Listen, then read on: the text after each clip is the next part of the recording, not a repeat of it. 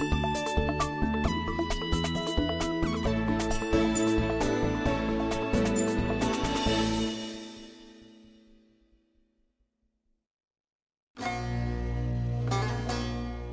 United Arab Emirates is located on the southeastern tip of the Arabian Peninsula. The UAE is a federation of 7 states, or emirates, formed in 1971. With borders to Saudi Arabia in the southwest and Oman in the east, 4/5 of its 83,600 square kilometers of land are desert. The biggest emirate and capital city of the UAE is Abu Dhabi on the Gulf Coast.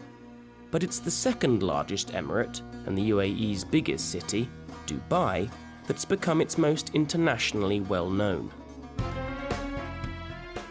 And it's the stunning architecture of the city that is its most distinctive and recognizable feature. Buildings like the 7-star luxury Burj Al Arab Hotel and the amazing Burj Khalifa dominate the city. But what's remarkable when you see the towering skyline today is that if you had visited Dubai just 50 years ago, this city would have been almost totally unrecognizable. Before the 1950s, Dubai was a small but thriving port at the mouth of the Dubai Creek.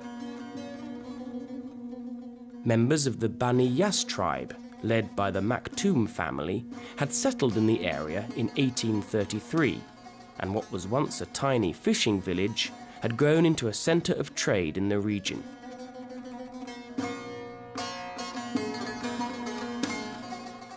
Traders from Iran and India brought their fish, spices, pearls and fabric by boat to sell at the market, or souk.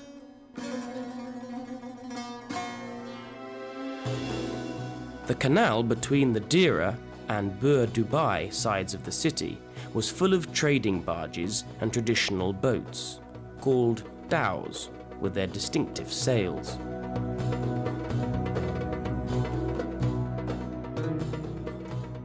But in the 1960s, everything started to change. Oil was discovered in the region.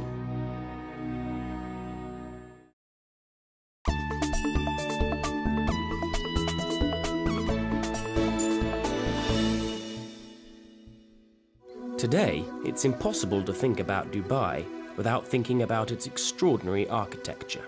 With more than 60 buildings over 200 meters high, skyscrapers dominate the heart of the city.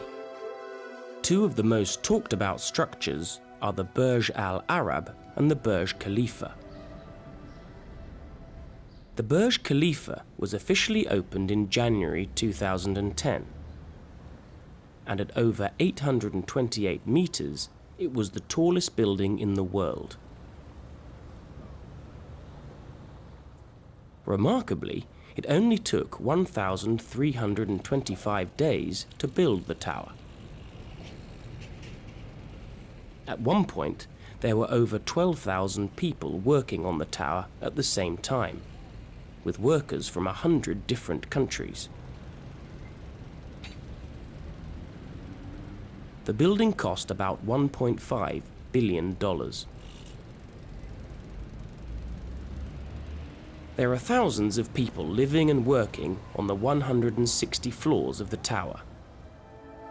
Along with the hotel, there are 37 floors of offices, over 1,000 apartments, and one of the biggest shopping malls in the world inside.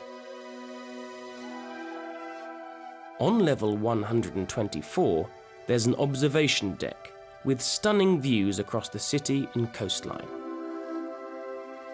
By Dubai standards, the Burj Al Arab Hotel is almost an historic building, and a short one too. The hotel opened in 1999 and stands at a mere 321 meters. Inside, it's like a vast palace, where guests can enjoy themselves in 7-star luxury. But it's the distinctive shape of the building that has made it an architectural icon. The hotel stands on a man-made island 280 meters from the coast, and its design mirrors the shape of the sail of a traditional Arabian dhow. In this way, the contemporary building is linked with the city's heritage as a trading port. This connection between the past and present is something that can easily be lost in the forest of modern metal and glass high-rise structures.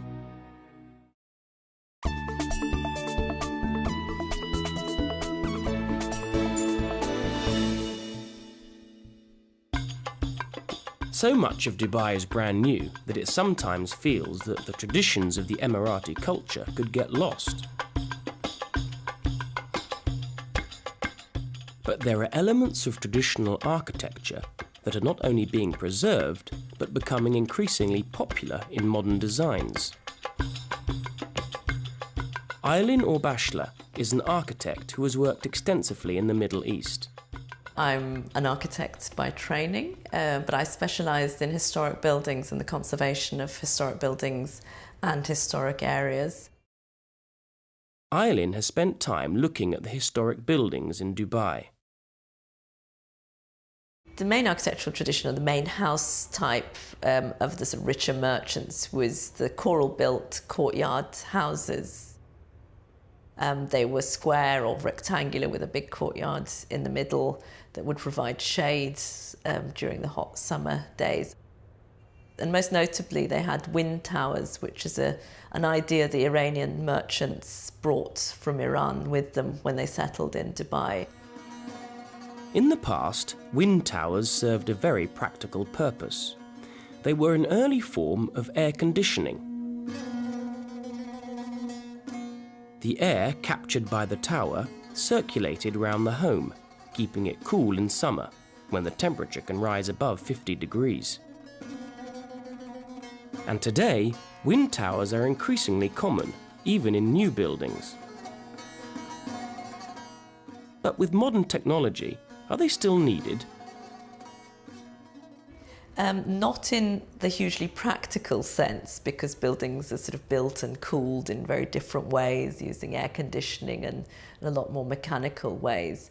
But it remains a very strong symbol of Dubai. So if people talk about traditional architecture in Dubai, the wind tower is that sort of known symbol. And therefore, many new buildings in Dubai have used the wind tower in one form or another, in a sort of symbolic way rather than an actual useful way. Dubai is a city of many faces, and there is pride in different forms of architecture. There is pride in the historic buildings that have survived and that have been restored. There is pride when people choose to use the wind tower in their architecture, in their buildings, and they are sort of well talked about amongst locals. At the same time, they're very proud of technological innovation and buildings that are breaking boundaries, that are the highest, the biggest, and gradually moving towards buildings that are highly energy efficient and things. So there is pride in all these different elements. So, like the sail of the Burj Al Arab, the architectural design of the wind tower is a strong symbol of both old and new Dubai. And it's this combination of old and new that makes the city such an interesting place for architecture.